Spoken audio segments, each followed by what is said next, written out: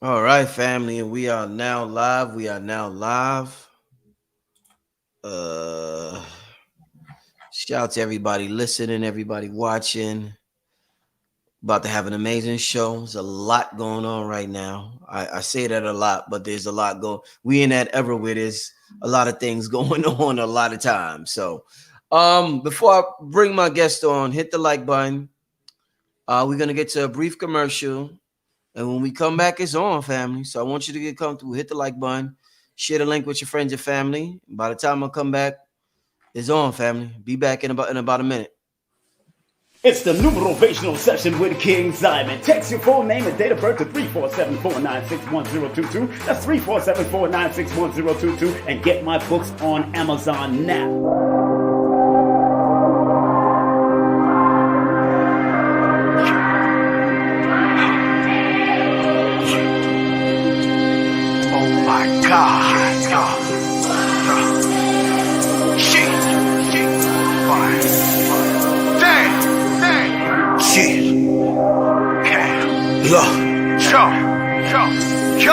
Potter's been awoken, the prophecy is spoken.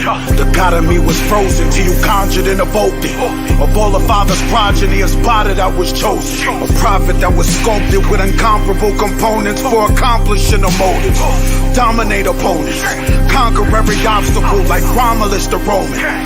Following the omen, repeat the Lord's prayer like a mantra or a slogan. The apocalypse approaching.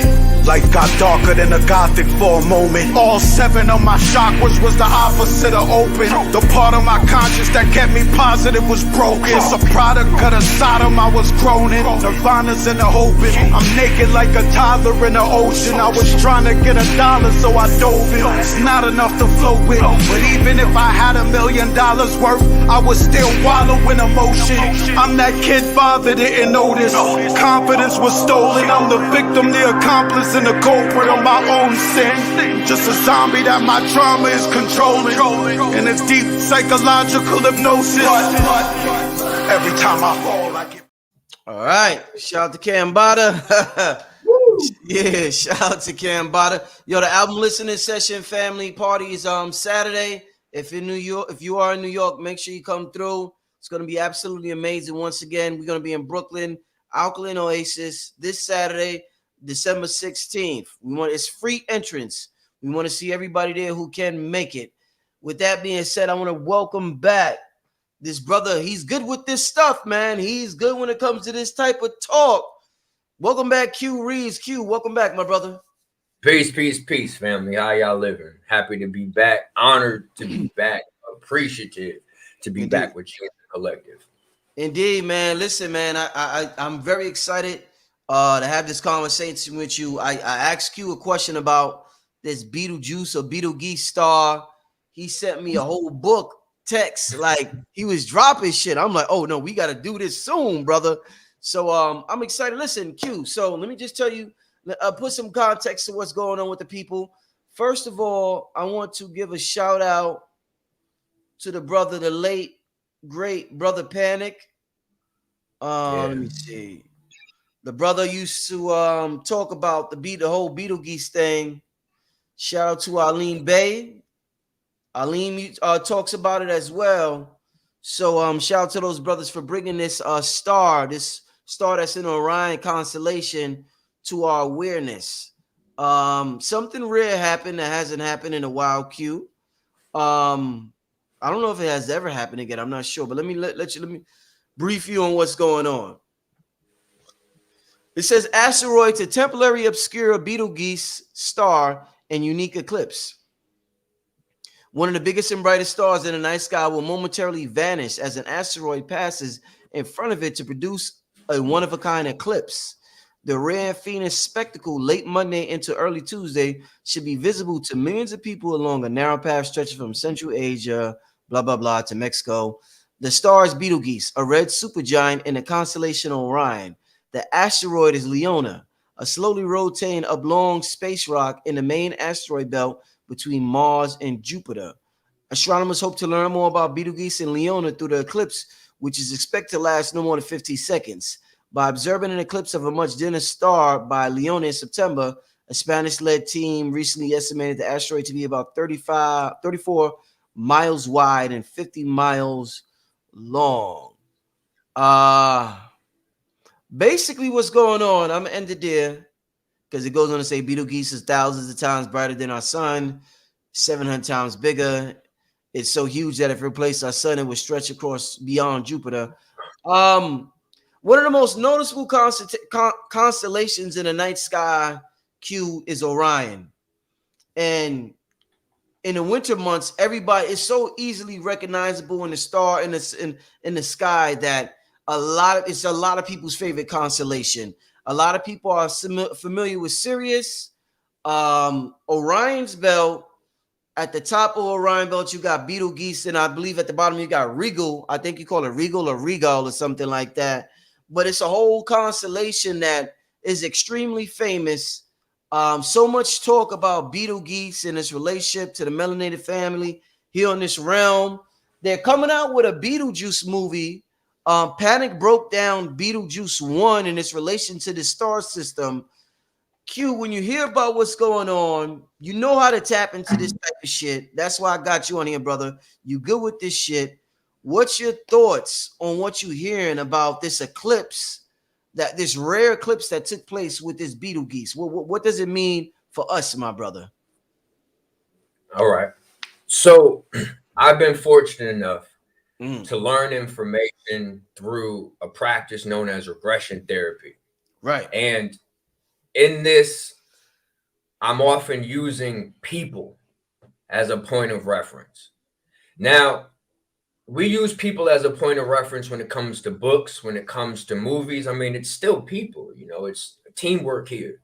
But in this case, I'm using it in a different manner where a lot of the information of the cosmos, a lot of the information of the universe is in you. It's you in verse.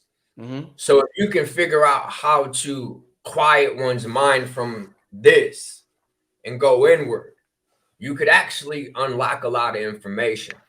Right. And I explain this through a simple idea like a channel versus a data stream. A person that accesses a channel is accessing one specific direction of information.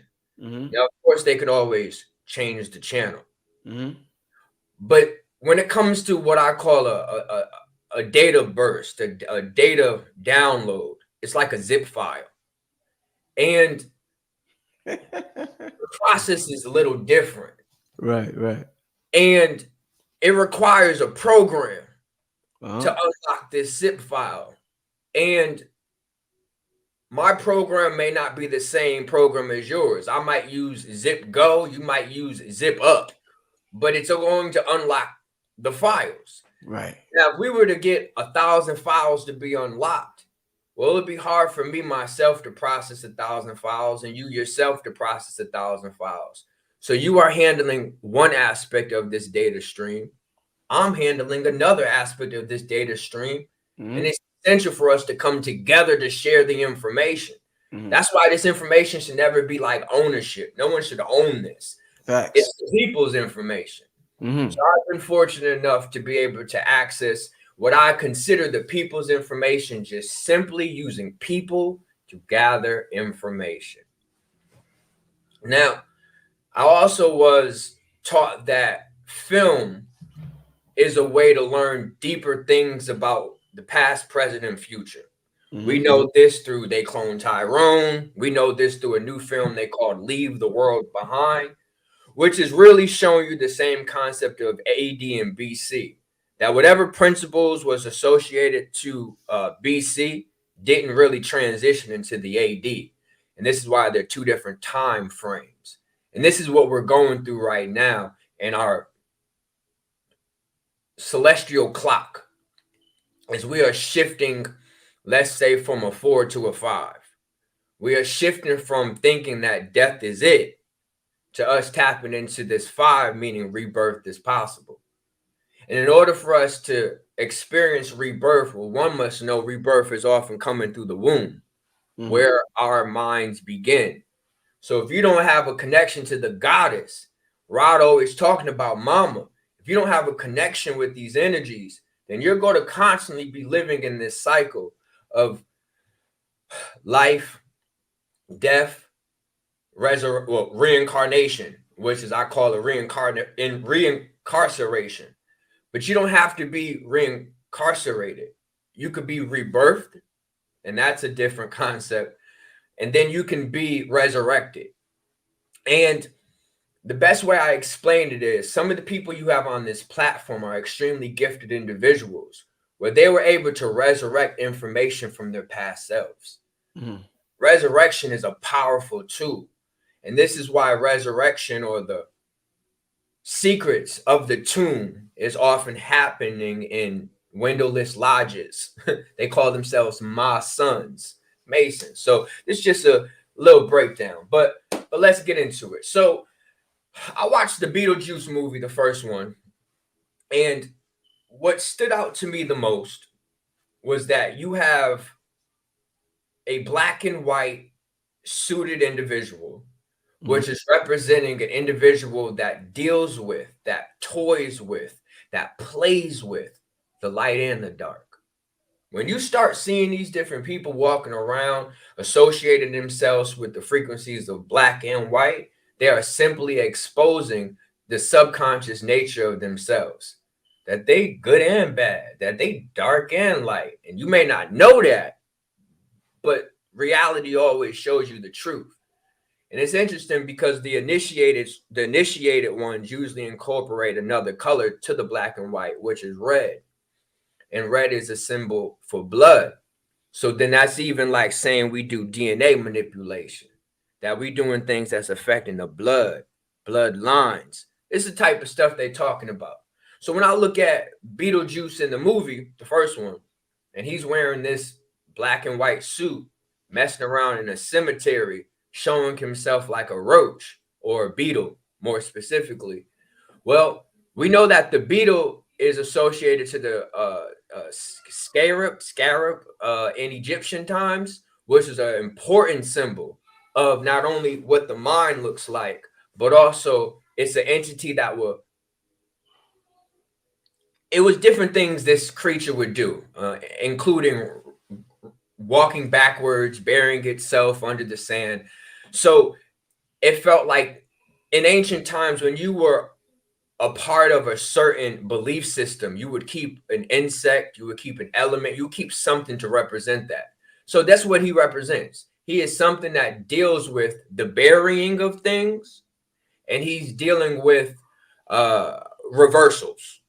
So Betelgeuse is trying to reverse the people who's in the home. He's trying to get them out of there so the original owners can stay. He's dealing with things that have been buried. It's the dead that went to him. So those are just simple ideas to pick out of the movie. But one thing I wanted people to really understand is the scene where you see this worm and there's a desert. And when he steps outside of their home and they step into this sanded space in Egyptian known as the Duat, because this is a real place. This is a sanded place. They showed you this in American Gods as well. This Duat, this desert where you are going through 40 days and 40 nights. You're going through the trials and tribulations of self. If you can make it through the Duat, you could actually enter the realm of gods. So in this movie, when these people was jumping off the porch trying to get out of the home and them entering into this desert-like area, bro, that's Saturn. That is literally Saturn. Mm-hmm. Now, they've showed this in so many different references. Even the show OA, where the guy that was obsessed with killing people showed that there is a sound, and that he showed that sound mimics the rings or the sound of Saturn. He literally recorded the rings of Saturn in one of his NDA experiences. Why would they add this in a movie? Right. It's to show you that there is a situation where certain individuals, not everyone go to Saturn, but certain individuals end up getting to this Saturn place. And from Saturn, you actually have to know how to enter through a portal. And this portal is actually what X's out into the Betelgeuse system. So we gonna get in this from Saturn to Betelgeuse. Yes. Listen. Wow. Saturn represents the black cube. Yeah. The black cube represents formation. Uh-huh. In order to form the universe in a certain principles, one of the key principles is judgment, which is what Saturn represents. Remember, when you die, you'll be judged. So we know judgment is a constant principle that we have associated with. And based on principles, will tell you which planet has the most dominance. And based on the principles of Saturn, I mean, everything is a cube. The square I'm on is a cube. The TV in back of me is a cube. Your car is a cube. The refrigerator is a cube. Your oven's a cube. You're in a cube reality. So you're dealing with principles of Saturn. So from Saturn, it is said that you understand formation. From formation, you understand body. You can't embody something until you take form. This is why Orion is a being. This is the only constellation that look like you and me. This is the only constellation that resembles something in motion, something in an attacking stance. And Betelgeuse is its armpit. But we want to conceptualize it being just an armpit, but it's also a support system for when you raise yourself up to fight or to defend yourself. So it's also explaining that Betelgeuse is a star system or light system that is emitting what you would consider support. But what is it supporting? Well, past contracts of reincarnated souls like ourselves from Orion, gotten us in loop constructs, constantly playing out the same days of our lives based on Orion and Syrian memories. But I ain't even hit the notes yet. That was just no. I like this, man. This shit is don't stop, brother. Keep with the flow. Yeah, I ain't even hit the notes yet. So you read that there is an asteroid that came from Maldek. Now let me make sure this is clear. You read that this asteroid stemmed from the Mars-Jupiter region. And it has traveled. Now, it is said that this area, this asteroid belt, is a destroyed planet. That this was a planet known as Maldek. Yes. And that these Maldekians is one of the most advanced species in documented cosmic history. Where from them, you have Atlantis. From them, you have your Teslas, your Venetians. You have a lot of things that stem out of them because once they died, their souls got picked up in other planetary systems. Now, Dr. York even speaks on this with an entity known as Xenu, where there was certain reincarnated souls that existed on Mars, and he waited for a volcano to erupt so that he can capture their souls and actually make their souls an aspect of a EM field or firmament that keeps certain individuals stuck in that remembrance of that death cycle of being blown up. So this is why a lot of us are shy, especially melanated people. We're always going to do volcano rituals. Bah! So that plays in. It's kind of like some of us of Atlantis who have fear of water. I don't have fear of water, but I know many who do. And it keeps you away from something. It keeps you can't move past something if you ain't willing to address it first and foremost. Therefore, you're in a constant loop. So a lot of our fears from previous incarnations is how these gods and goddesses are using, are taking advantage of the human mind. It gets the mind so frantic at times that it desires what we would consider extra low frequencies. It desires the gifts of the elves, Santa Claus, the toys, the things that distract us. We constantly want to be Toys R Us. We constantly want to be KB Toys.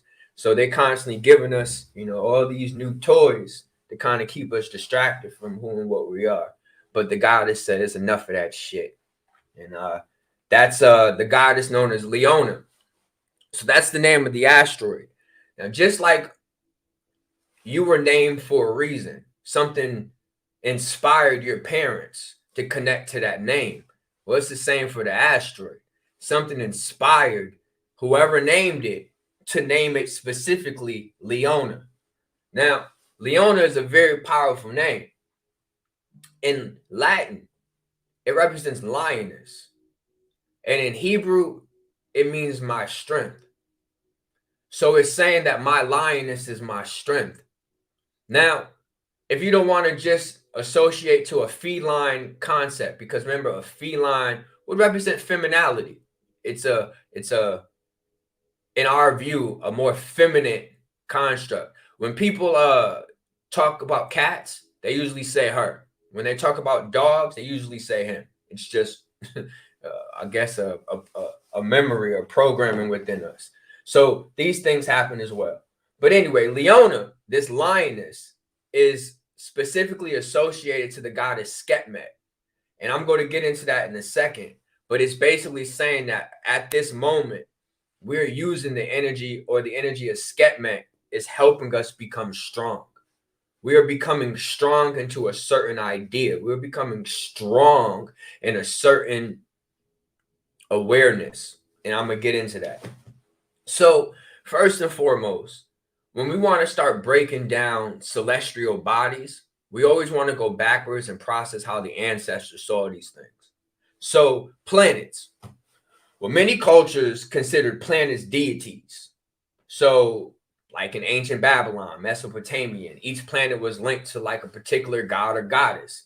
The Greeks and the Romans organized their whole pantheon based on planetary gods. Now, in ancient times, the sun was often associated with life, light, divine power. It basically was a centerpiece. It represented a center point, very similar to your solar plex. If you think about it, your solar plex ain't up here. It's a centerpiece. So many of them processed it that way. Then you have the moon. The moon, even now until modern time, has always been associated to feminine deities, but it always isn't feminine gods. There are feminine oracles. There are feminine, all kind of different feminine creatures that have associated to the moon. All right, but here's the good one. Comets and meteors. What did the ancients consider comets, asteroids, meteors? What was that? Well, these specific celestial phenomenon, and they use that word phenomenon, were sometimes viewed. Now, let me just give you an understanding of why it would be considered a phenomenon. It's like almost rapid. It's almost like unexplained. Those of you who grew up in a B2K phenomenon, where these boys come from? Pandemonium. So that's kind of what it represents to them. That it could sometimes come out of nowhere. It's chaotic. That this is the only energy that really represents chaos, where everything else has a structure, has an order, has a position, but not the asteroids.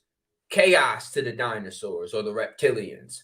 The asteroids is going to bring chaos to future humanity because they're going to be fighting country to country over the resources. Some of the things that are on these asteroids can make countries trillions amongst trillions of dollars richer than other countries. So these asteroids are going to continue producing chaos, but that's what they're about. But it's about specific entities knowing how to organize this chaos. So this chaos was considered an omen. It was considered a sign.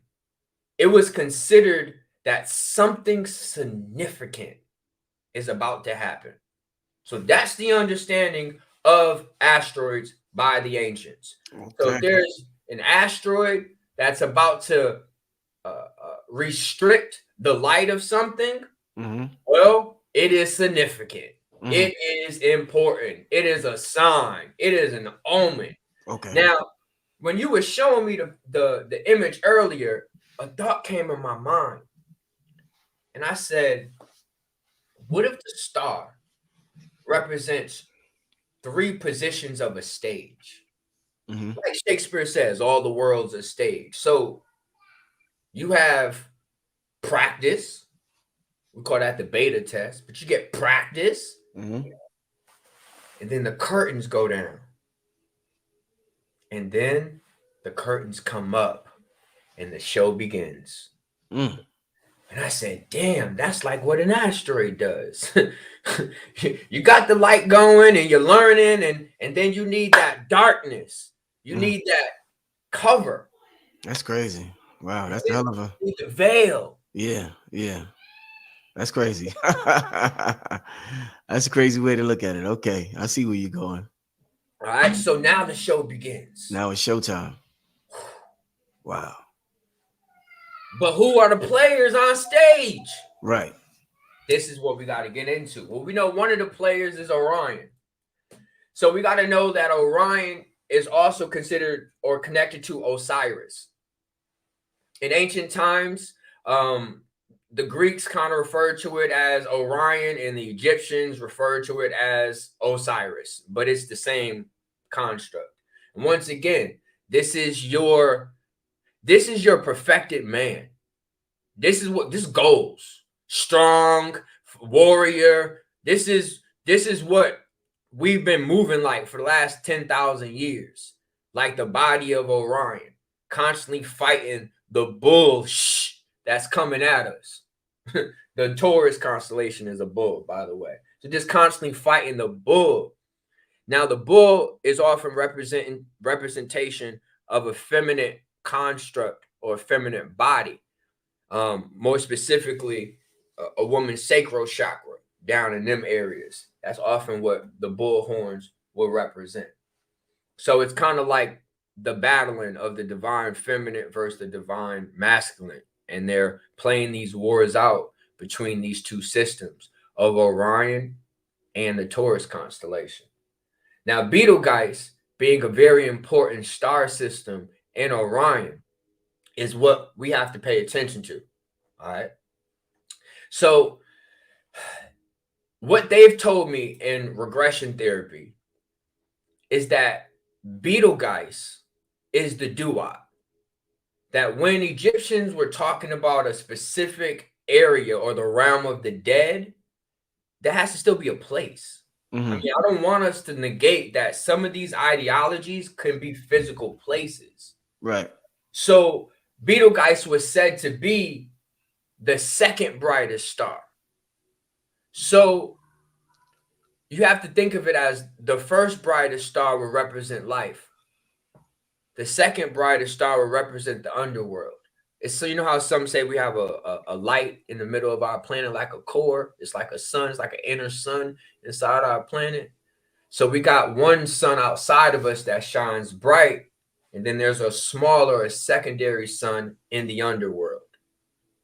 And this is what Betelgeuse represents, this secondary sun or the sun of the underworld. Now, I just explained that Saturn is where certain individuals go when they transition from this plane to help give a better understanding. You can't go somewhere you're not familiar with. So no, if you've never been off this planet in an incarnation, odds are you're going to constantly be stuck here until someone who has been off of this planet shows you how. Wow. No different than the Kakaku who did not have any ships, and them having a lack of ships is what kept them in their designated area for thousands of years. And it wasn't until they came to the Americas with the Spaniards and started knocking all the trees down, using these ships to start transporting things like whale oil, which is what they needed to light lamps. They got the whole timeline messed up. But everyone in the world basically understood the science of ships but them. And it wasn't until they understood the science of ships and basically realized that they can get from one point to the next without depending on anyone, that they became a dominating force in the world. All right, so the duat. This is considered the realm of the dead in Egyptian mythology. The constellation Orion was often associated with the Duat, and it played a critical role in the journey of the deceased through the afterlife.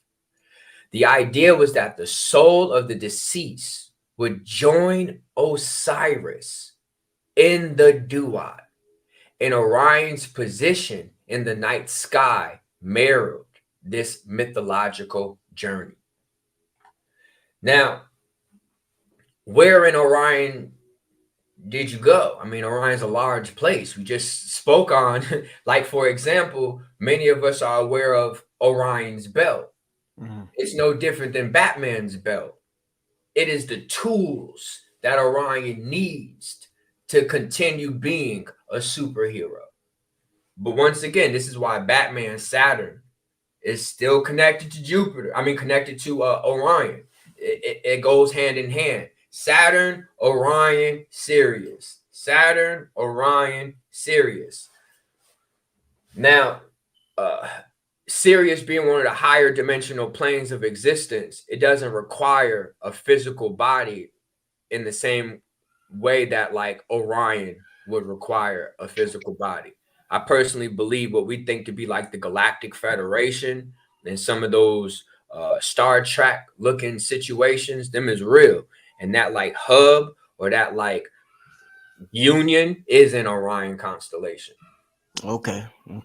All right. So Betelgeuse would be so if I said that the first star would be the living star, then the second star would be considered the death star. It's no different than Planet X or nebula in our solar system. Science, I read an article where science says our sun disappeared.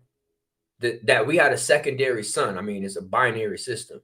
That we had a second sun. And they use these words specifically. They said it disappeared.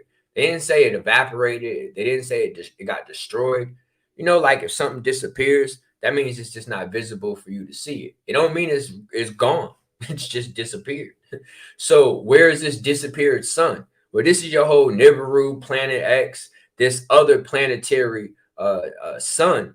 But this sun is a death sun. It's going to bring coldness to this planet. And just like, you know, when the dead are around, it gets cold. So as these two suns go through their different cycles, one is going to become the victor. And I personally believe that the victor is going to be this Nibiru or Planet X, where this is then when we're potentially going to go, and it's not soon, but we'll be going through an ice age once again, a locking or seizing of everything.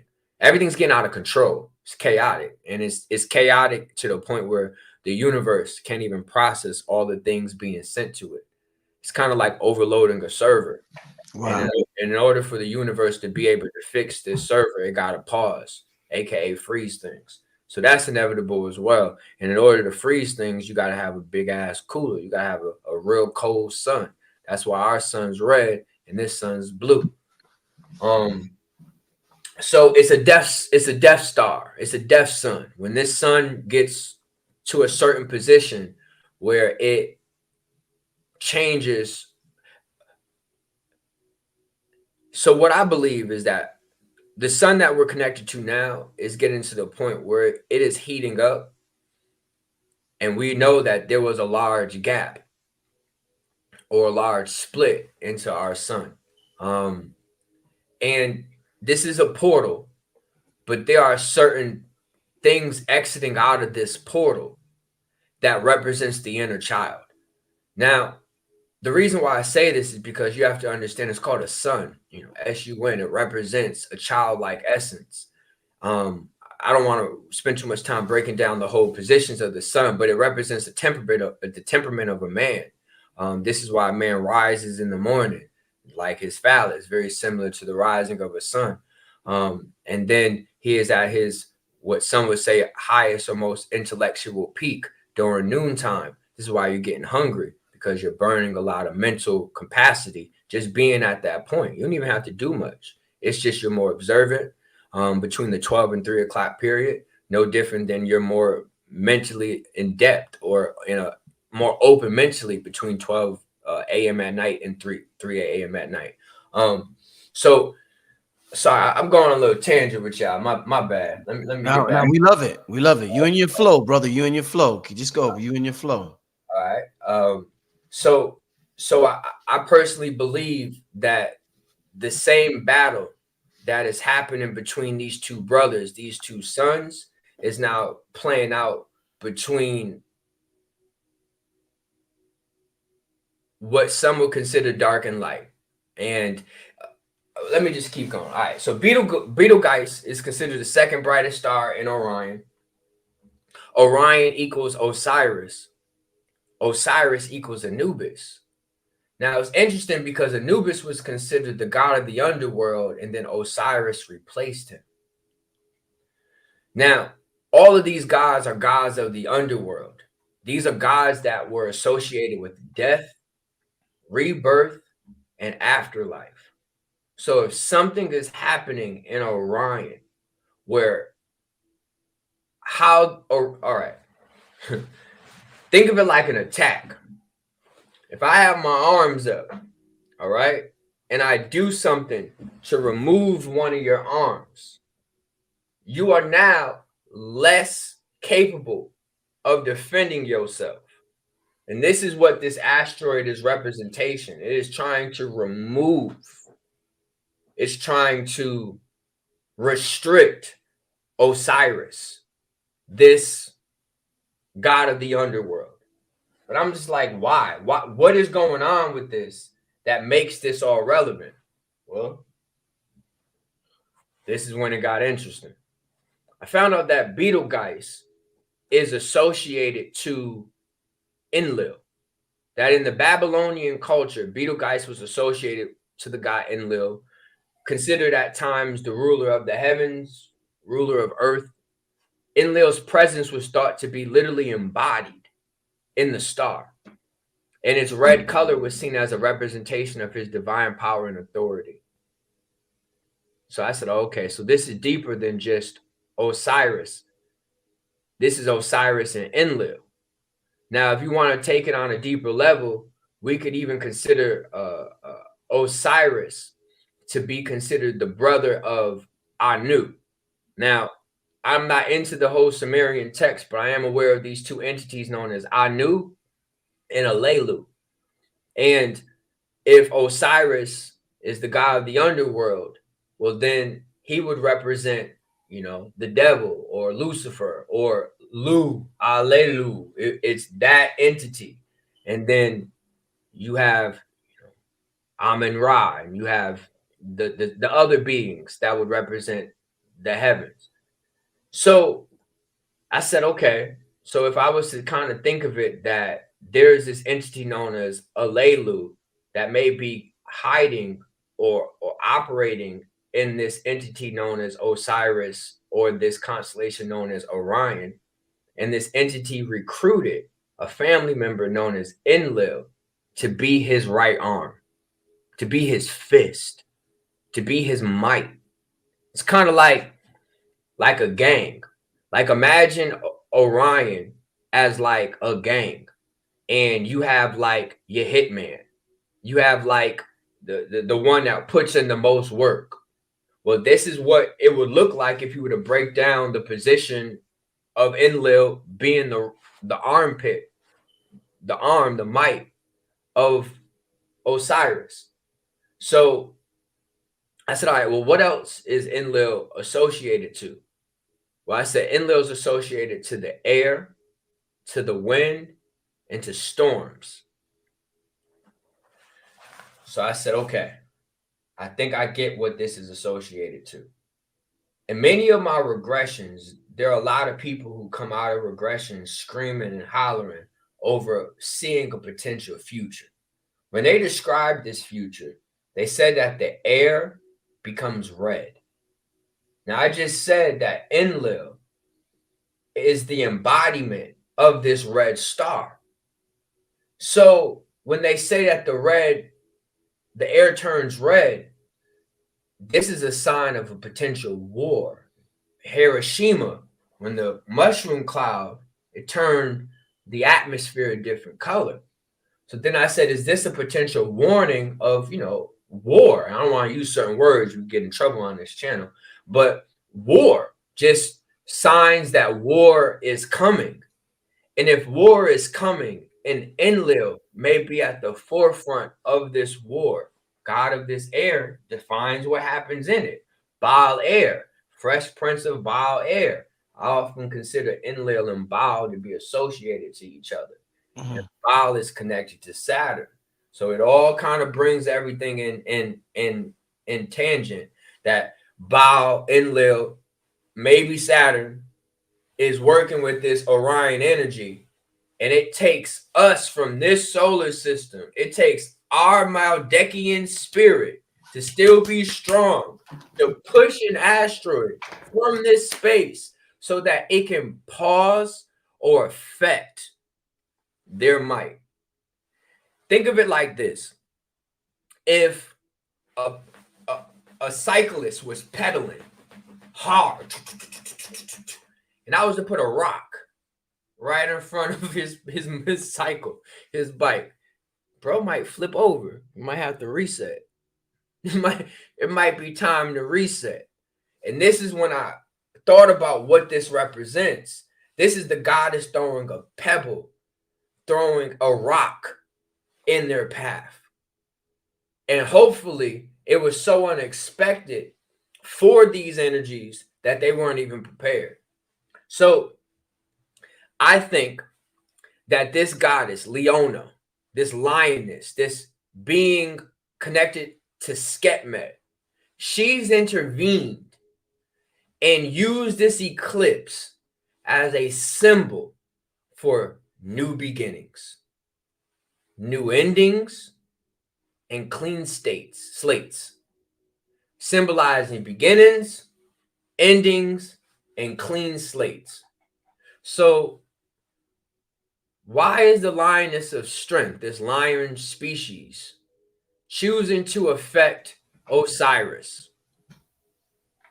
Well, I wanted to then break down the numbers, because the numbers tell you a lot.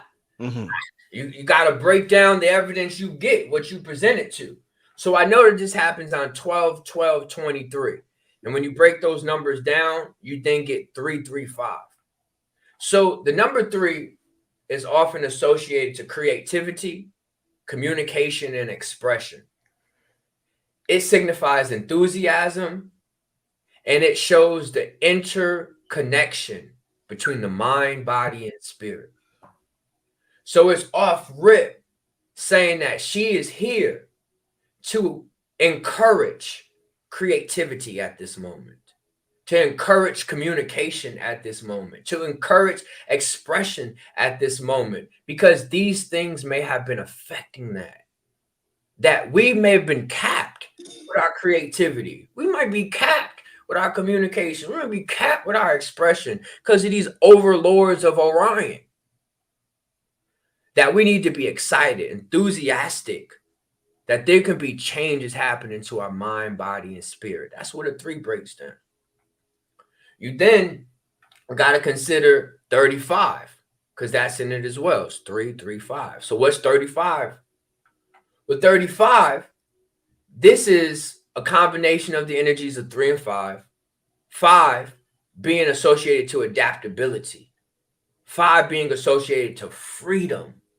5 being associated to change. So she's speaking to us through these numbers. Leona, Sketmet, the goddess, she is telling you, get creative, get communicative, get expressive, get in sync with your mind, body, and spirit. Knowing that combining these numbers of 3 and 5, you are becoming more adaptable. You are taking the path of freedom. You are on the road of change. You need to embrace new experiences and new opportunities. They speak to us in these numbers. So then I said, all right, 335, give me all that. And I said, all right, what would 335 be as a whole? It literally means it is time to use creative expression and learn adaptability. And that you need to be optimistic in the face of change, and to know that you can navigate through these challenges with help, with guidance. So I said, oh shit, okay, all right. So I said, all right, that's not enough for me. What do these numbers break down on the esoteric level? I said, all right, so 3, that's unity. 3 is the joining of opposites. 3 represents harmonious balance. 3 represents the Trinity, past, present, future, mother, father, child, up, down, and center. I said, damn, this is all being affected with this asteroid. That this goddess is bringing these waves to us. If you don't think numbers got waves, let me sign $1 million check to you and tell me you don't feel something. Numbers got waves, bro. Let you see a negative amount in your bank account. Numbers got waves, bro. So she's sending us these waves, this information, these data streams through all of this. But you have to take your time to kind of unpack it. Now, 35 in esoteric constructs means the blending of creative energy and the transformation and the dynamic ability to accept change. It is saying that this is literally a period of creativity and adaptability. So it's the same on the esoteric level. And simply the representation of a 3-digit combination like 335, when you have triple numbers, is extremely powerful. If you have dual numbers, it is extremely powerful. So the fact that the 3 and the 3, like 33, which also matters too, because you have the 33 parallel, and the 33 parallel is where a lot of important monuments, statues, things of the ancient world was built along this 33 meridian or grid of our planet. So then she's also like the Sphinx is in the 33rd meridian. How ironic that the Sphinx is a lioness, is a lion. So things like that is a part of the communication in these numbers. But it's to tell you that you need to emphasize the intensity of spiritual significance right now. That the number 335 is literally breaking down to the emphasizing and bringing the intensity of your spiritual significance right now, and to figure out what it is that your spirit is communicating to you, what it is that your spirit guides have been trying to tell you this whole time. But because they don't have a cell phone to call you or shoot you a text or TikTok you, we got to get a little more creative in understanding their communication. So basically, she is opening up a doorway within people to begin and end previous contracts with the gods of the underworld, with the gods of the dead. That she's telling you it is a time to release holds of these internal beings, whether they are ancestors that are connected to your DNA, whether they are people that have left bad experiences within your mind, your body, your heart. It is to release these internal blockages. Because you are now entering a rebirth. You are now entering a lifetime that does not apply the same rules as the previous one. Now that makes so much sense. I mean, even B-Dell telling y'all 2024 to 2030, it's a different reality. I mean, just simply with AI in the last year and what they've shown us it's capable of, mimicking people. You could place an AI as a filter over someone's face and they can be you. It's crazy what they're willing to show us. What they're willing to show us. So we may not know what's to come between 2024 and 2030, but what this event is showing is that this is your one and only opportunity. And this is today. This is happening today. This event is happening today, has happened today. And just hearing this information, becoming aware of this information, letting me speak to your subconscious with this information is turning on a light bulb inside of you and saying, yes, I do deserve a lifetime that does not have the same amount of weight on it that I have had yesterday. That's simple. And you can start saying that to yourself. You can start embracing that to yourself. And even if you want to have the goddess Skepmet with you on that journey, she's here for you. She's ready. She's willing. She is more than excited to connect with us.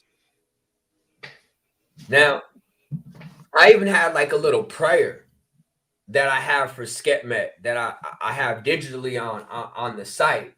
But basically, I try to bring her energy with me in some of these things. Like I have like a little mantra I say, lead us with your fire, with your ferocious might, in the dance of shadows and in the soft starlight. Skepmet, hear me out. Hear the whispers in the night. Bless our journey with your cosmic light. As we stand in awe beneath your celestial dome, Skepmet, guide our spirits as we roam. In this sacred space where dreams take flight, we honor you, O goddess, in this opening rite. May you roar and resonate in our hearts as we navigate through life's trials and arts. Skepmet, in your essence, we find our home. Bless us, protect us as we freely roam. O radiant Skepmet, fierce and divine, in this sacred moment, our souls intertwine. Guide us with your wisdom, your celestial art, as we open ourselves to your transformative heart. We have the opportunity just listening to this to say, wow, I have Skepmet. I have the lady known as the Lady of Slaughter. I got John Wick with me, the feminine version that's ready to go to war with anything attached to you that don't deserve to be there no more. Especially if there's some patriarchal entity trying to tell you how you should be existing as a feminine presence. She ready to John Wick. And she need a couple of soldiers. She gonna need some of us that understand the importance of the rising of the divine feminine right now, especially the rising of the divine feminine's womb. Because I am sick and tired of seeing all these demons being birthed. Literally. I'm not talking figuratively. I'm literally watching the birthing of demons. Demon time is a real thing. And demons work very simply. They jump on fabrics, they jump in electric devices, and they jump in your chakras, aka your organs. But they can't stay there. You have moon cycles that are able to push these things out of you. So, 7 days, 30 days, it depends. But these entities can kind of connect to you. But imagine if you start to fantasize them. Now, I might get in a little deep on this, but I have people who hit me up every day, talk about Q, you came up in my dream. I imagined you in my dream, and it was sexual. And I was like, for real? And they were like, yeah, why are you doing that? Oh, so you could describe my phallus for me? That's what you're telling me? Or is it your imagination? Is something happening? Because I guarantee it ain't the same. Where my tattoos? Describe my body. And then it gets mumbled. It get a little confusing. And I'm like, you don't understand that there is incubus and succubus spirits that have attached to people that want to resemble demons, that want to resemble the people you idolize, that want to resemble the people you fantasize about. And if they can get you in their minds, if they can get you in their hearts, you're going to mess around and have sex. And then that sex is how the demons born. And you're birthing demons. Left and right. So it's time to have Slaughter Gang, aka Lady of Slaughter, Skepmet, the embodiment of the destructive force of the sun. Capable of bringing plagues, devastation on one hand, and then on the other hand has the power to heal, to protect. Sound like balance to me. To have someone that understands war and protection, to have someone that understands healing and solar energy. This is why they got a lion in Egypt, because they understand. This is why Catholics call themselves Catholics, holy cats. This is why in France they bury the dead in catacombs. They understand how important it is to invoke feminine energy, specifically feline energy, 9 lives. 9 lives, which is actually symbolic for the 9 celestial spheres in the sky outside of Pluto: Sun, Mercury, Venus, Earth, Mars, Jupiter, Saturn, Neptune, Uranus. 9 celestial bodies. You got 9 lives to get this right. Now, if you done lived on Mercury and something happened, 1 life gone. You a little horny, you a little sexual entity, you probably had a little time on Venus and you done got lost to the damn sexual arts. You done lost that opportunity too. Many of us remember Mars. That's like 3. So you keep playing around with these energies. You might mess around and not have no more opportunities. Remember, every soul is a sun, and suns burn out.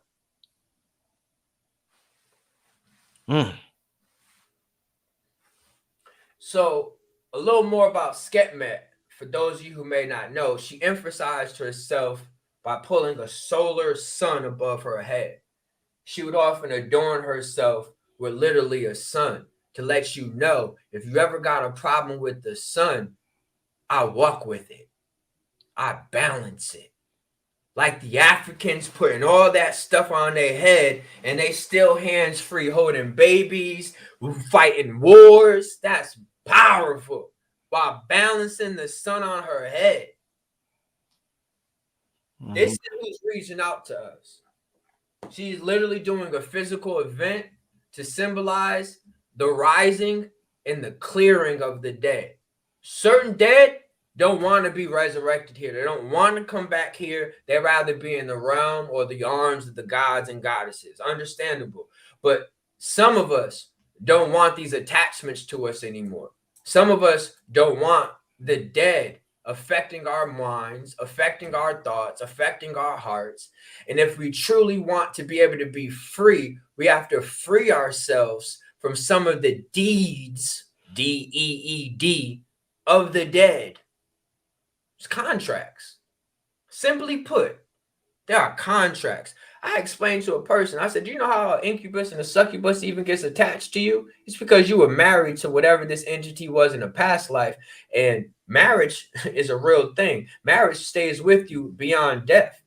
And for example, if you was married to a god and then your second, let me give you an example. If you was married to Drake and then your second man or your second husband and Drake left you. You didn't leave Drake. So you still kind of have feelings and everything for Drake. But then, you know, you have like a mechanic as your boyfriend.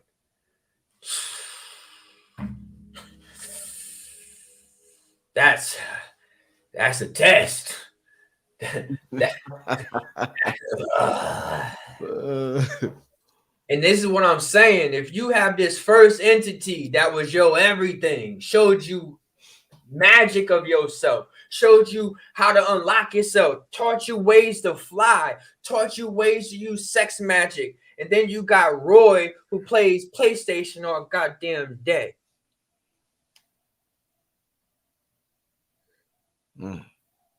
You tend to go towards the other side, whether you're aware of it or not, and they're right there waiting for you like, yep, you my wife anyway, and I should be able to touch you, kiss you, lay on you, watch you, whatever I want, you mine.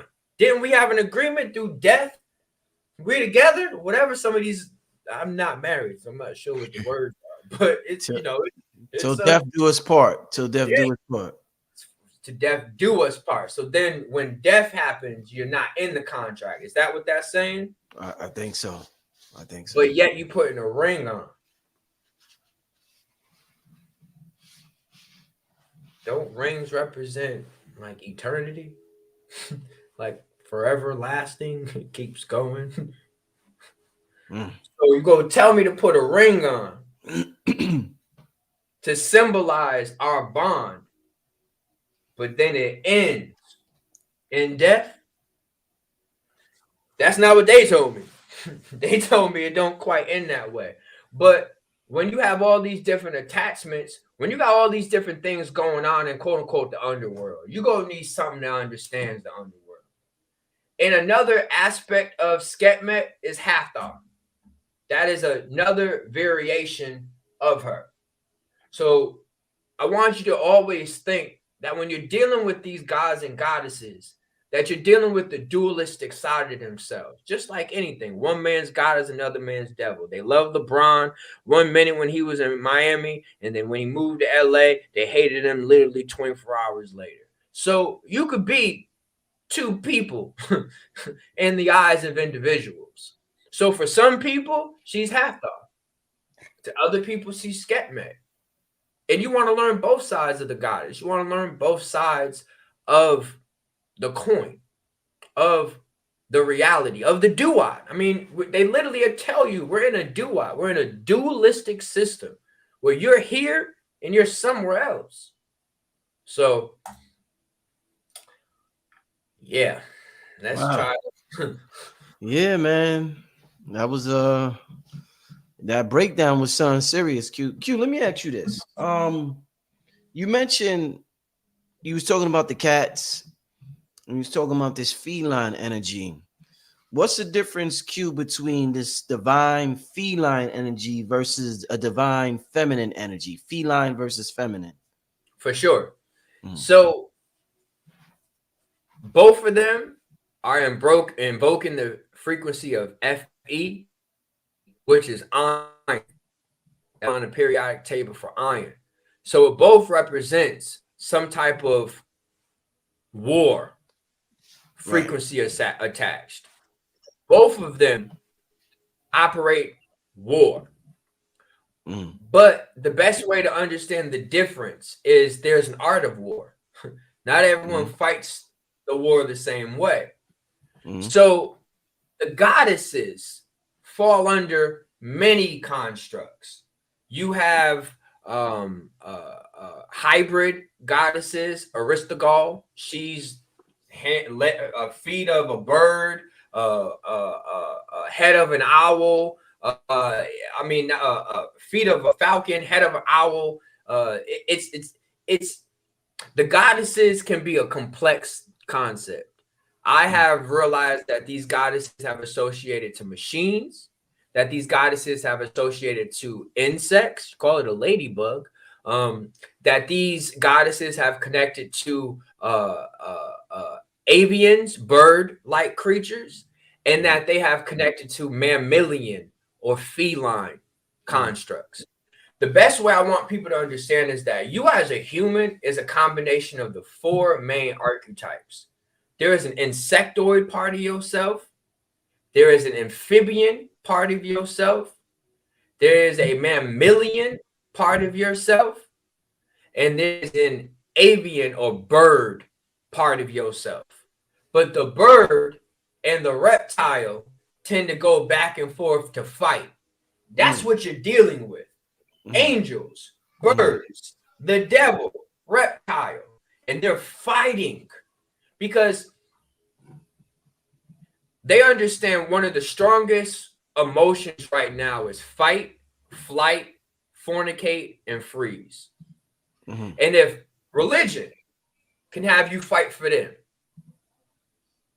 if religion, because this is what the birds, angels, avians, this is what they associate with. If the birds can get you to fight for them, can get you to freeze for them, can get you to fornicate, to have babies in regard. What did Mary do? She had a baby for Gabriel, for the angels. If they could get you to do these four principles, we got you. But then the reptiles want you to be on demon time. Fight, fornicate and freeze, Jerry Springer type stuff, WWF type stuff. And they're fighting over your body. The insects, the amphibians. Now, I personally believe that the insects are all over our body. So if you think of it literally, we literally have bugs all over us. So I guess I would say the insects connect to the body as well. And I guess they try to get the reptilian and the avian creatures try to influence the insects. Try to, and think of it like, all right, how people get lice. It's coming in contact with another person who has lice. How a person gets herpes by coming in contact with someone with herpes. So did you come in contact from a religious point, or did you come in contact from a reptilian devil point? This is what they're doing. They're trying to influence the biology, which could be associated to the insects. Now, the amphibian part of ourselves, this is a rather interesting thing. I personally think that the amphibian aspect of ourselves, even though there's 4 parts of the brain and each one connects to this, the amphibian part of ourselves is where the empathy comes. It's the flow. It's the water. It's the keep swimming. It's I got knocked down and I'm going to get back up. It's I'll sacrifice myself. Christ cast the net and pulled the fish up. It's to show sacrifice. It's to show something different than all the other energies. Right. Now, in my opinion, I think that the amphibian and the mammals are closest in order to each other, while then the reptilians and the avians are close to each other. Now, the reason why I even say that is because science is quick to tell you that the modern day dinosaur right now is a bird. Is a bird. So that's why I said it's easy for you to kind of conceptualize the bird brain is a reptile brain. And they either want you dumb, bird brain, or they want you aggressive, reptile, Draco brain. Wow. Crazy. Why do you think some of the names, like a lot of the names in the constellations, derive from the Arabic? Like Betelgeuse derives from the Arabic, Regal, and some of the other stars in the Orion constellation. Because the Arabics were one of the first ones to understand the language of the air. It's literally embedded in the word. And it's because the Arabics had a relationship with the jinn.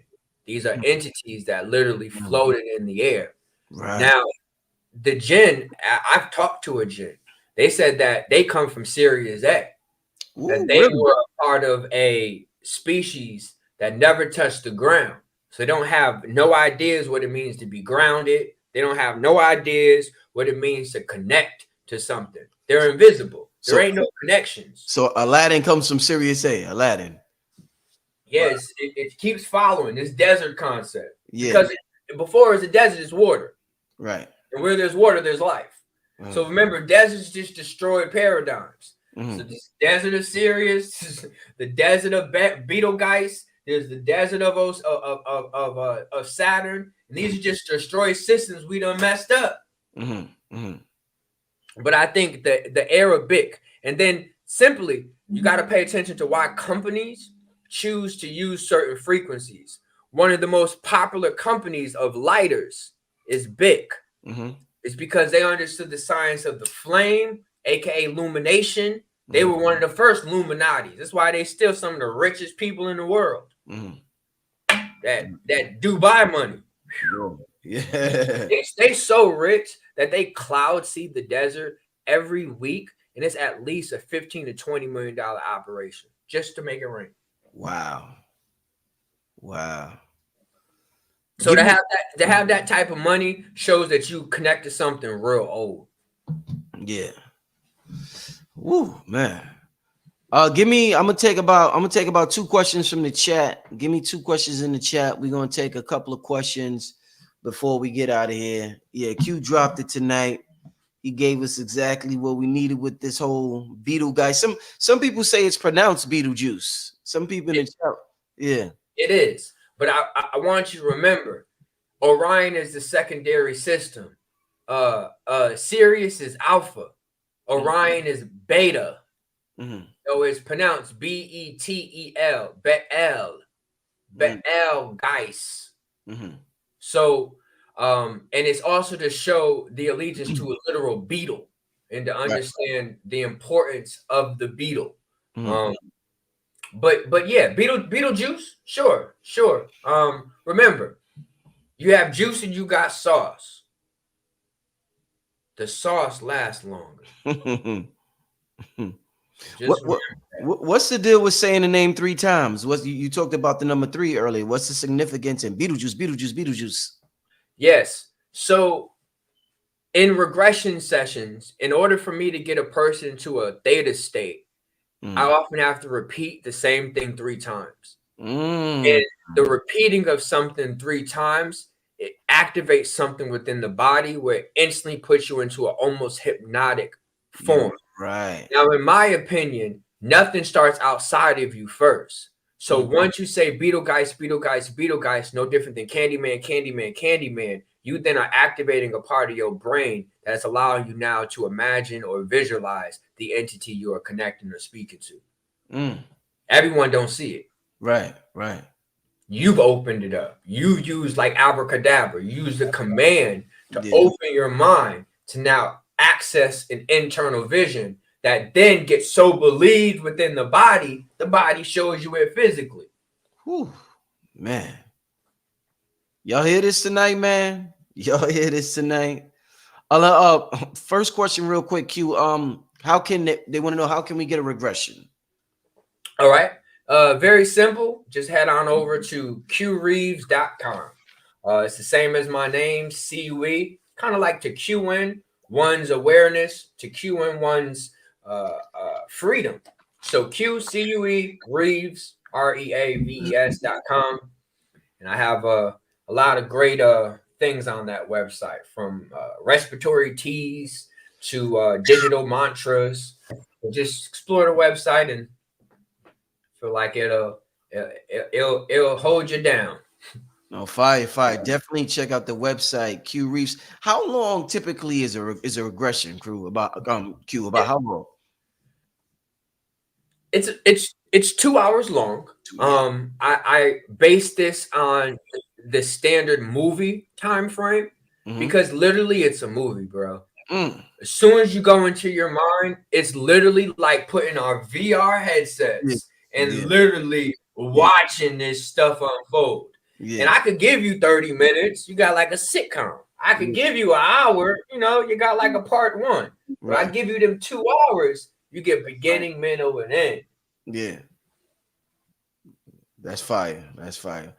Oh, it is digital. All regressions are done over the phone. Everything is done over the phone. Zoom or regular phone call. And it has not missed. Just think of the concept. The moment you close your eyes, who's to say I ain't there with you? You're closed off from this reality. So as long as you're able to listen to my voice and for you to be able to be excited about what you're experiencing and going through, you do not want to enter it in fear, because you enter it in fear, you can seize up. And I've had some people kind of, not literal seize, but become overwhelmed with emotions. You tap into some things. I had one client, she saw her whole village being burnt, and it was, I've never heard someone cry like that. Damn. It was probably the most painful experience I've ever heard. Damn. Wow. Next question, Q. What's a more powerful language, Hebrew or Arabic, when it comes to incantations, or just better at enunciating the unutterable? Oh, that's a beautiful question, family. So remember, we live in a world of directions. Arabic is speaking to the above or speaking to the air, while Hebrew, remember, brew, what you brewing? Herbs, grains, oats. You're graining things from you're brewing things from the underworld. He who brews, he who ferments, he who can put alchemy, can put all the clues together. Hebrew is a way of life. It ain't a language. Arabic's a language. Now, I don't know what this modern day Hebrew is, but Hebrew is a command to oneself, to brew oneself into a sauce, to brew oneself. It's to go through a gherkin process, the pickled man. This is what Rick and Morty is all about. To be able to put yourself into the substances of life and to allow it to take you and make you into something new. You also can preserve oneself. A cucumber only has, 7 to 10 days shelf life. Pickles can last years. So this is the secret of immortality. Hebrews know how to live long. It's all about that. So if you're doing incantations, meaning you're speaking to angels and you're speaking to jinn and speaking to different entities of the air, Arabic could be a powerful language. Arabic, Aramaic, some of these type of frequencies. But if you're working on going inward, Arabic go out. Hebrew go in. Hebrew is enunciating and pronouncing certain things that tap into dormant parts of one's mind. Every time your tongue hits the top of your roof, it flicks or triggers your pineal gland. And if you can hit it like a Morse code, if you can hit it like a serpent, hit it in a certain cadence, you can actually secrete one's pineal gland. This is why so many people are so damn sexual right now, because you use your tongue in really powerful ways through various oral sex. And this oral sex is opening up your mind to all kind of possibilities. That's why sex magic is extremely popular right now. I just don't quite think people understand the power of the tongue in sex magic. Okay. We're gonna take this last question, and this is from She Is Divine Nectar. She wants to know, can he give his take on the Akashic records in this area? For sure. So in my reality, I've dealt with two constructs. I've dealt with an entity known as Akasha, and this is actually the name of, if I'm not mistaken, Aaliyah in the vampire movie. Right. She considered herself Akasha, and she was the mother of all vampires. Remember, blood is synonymous to ink, and you need ink for a record. But what I want you to understand is a record, meaning that something was shed to be recorded. And she, as a goddess, this is a goddess that is embodying the record of your pain. She is recording. She is documenting. I need you to know that this is something like a cosmic body. That Akasha is a cosmic body that is keeping the records. Anytime you've had to secrete, and in that secretion, it's left ink, it's left a mark. So it's a lot to Akasha, but Akasha is a goddess that's doing everything she can to try to keep records of some of the traumatic experiences that you've dealt with. This is why a lot of people often want to go back to their Akashic records and figure out what happened and their past lives. And it really boils down to trauma. And she experienced a life of trauma so that she could be a sacrifice for you, like Christ. This is the first Christ. Right. The first Christ.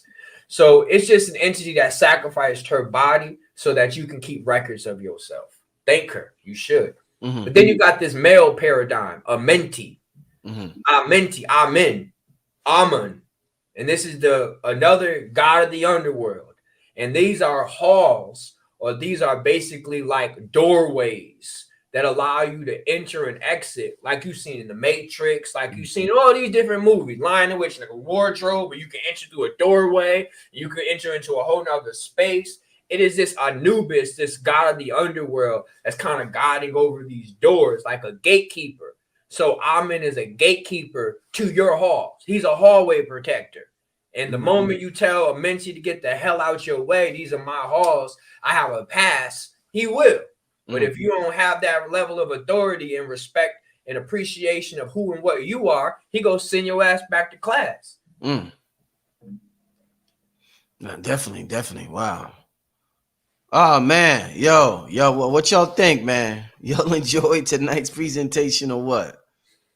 I mean, don't tell me this wasn't fire, y'all. I know y'all enjoy yourself. Make sure y'all hit up this brother's website, qreaves.com. Definitely make sure you hit up the website. Q, any last thing you want to tell the people before we get out here? Anything about 2024 or just anything in general, my brother? Oh yeah, I'm gonna wrap it up like this. Make sure y'all subscribe to the channel, Q Reaves. Greatly appreciate it. We gotta support the algorithm. That's how we're able to keep growing in this thing. And the best message I have for people to realize is that 2024 is an 8. That means that some are going to be up and some are going to be down. It ain't 2024 yet. You still got time to define where you go be at. Go be up or you go be down. And it starts with your mood. This starts with your perspective. Do you smile? Do you know if you smile? Do you even notice that your face is frowning sometimes? These are things that will keep you. You're telling the universe, you're telling everyone around you, you're telling your body when you look in your mirror, you do not like yourself.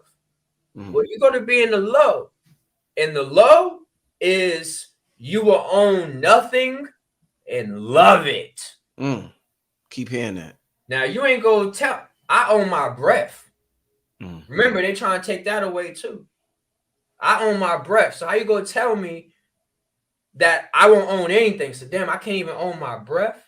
No, you can't. If we're the ones that's giving you air and there's destruction in certain areas where you can't even go outside, no, you don't own your breath. Do you know what that can look like? That there are concentration camps that can require you to be quiet or silent because we have to preserve air. It's crazy. So decide where you want to be in 2024 and get that regression work to get more answers. Another quick question before we get out of here, Q. Your thoughts on the 2024 eclipse? I want to know everybody's thoughts on that. The Great American Eclipse next year. Well, I definitely didn't get too much information about that. What is being eclipsed? The sun? Like what we have an eclipse in 2024, but what is being eclipsed? I don't know. Do you know? I just know it's supposed to form an X over the United States. Let me type it in real quick. Great because I don't want to mess it up and say something wrong. Well, the easiest thing that I got from that is that they have been telling us over and over again that we have X genes. And X is really symbolic for a cross. The cross is symbolic for Christ. And this is why they have movies. End of Days is actually a good one with Arnold Schwarzenegger in 1999, where he was protecting a specific female who had Christ DNA. But this just means ascended DNA. And in 2024, if an X is about to mark America, this is the activation of our X genes. This is the activation of us, the chosen ones who have a certain bloodline that's going to increase what we've already been doing. Beautiful. What we've already been doing.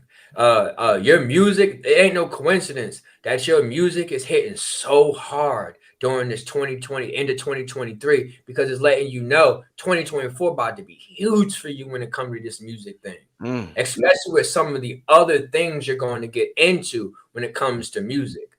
Like they've told me a long time ago, Brother Rich go end up messing with celestial sounds, messing with like the sounds of planets and incorporating that up in his music and stuff like that. But he go get there, and I'll be like, I know, I believe in bro, I trust bro, he got this. Yeah, who told you that? them They folks, told me a couple things. them folks. Man, well, hey man, well listen, I definitely and by the way, let me just let the people know real quick before we get it. I'm just enjoying myself, family, so it's hard just to just jump out of here when you're having a good show. The total solar eclipse will take place at the moon's ascending node on Monday, April 8th, 2024, visible across North America and dubbed the Great American Eclipse. By some of the media, a solar eclipse occurs when the moon passes between Earth and the sun, thereby obscuring the image of the sun for a viewer on Earth. A total solar eclipse occurs when the moon's apparent diameter is larger than the sun's, blocking all direct sunlight, turning day into darkness. Totality occurs only in a narrow path across Earth's surface, with the partial solar eclipse visible over a surrounding region thousands of kilometers wide. So I just want to give the family some context about the eclipse next year. All right. Yeah. And hey,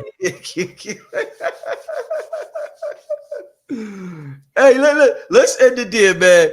Q, you ended. It's December. I appreciate you, brother, for coming on the end of the year. I look forward to seeing you on again in January. Yeah, most likely January, brother. I'm here. I'm here. No pressure. No pressure. When it's supposed to happen, it happens. No problem. Enjoy the rest of the year, my brother. Shout out to everybody. We got about 1,800 people in the chat right now. Thanks to everybody who tuned in and stayed with us for the hour and a half and listened to this music on a Tuesday night. I really appreciate it. And with that being said, I'm signing out, Brother Rich Q Reaves. Peace, family.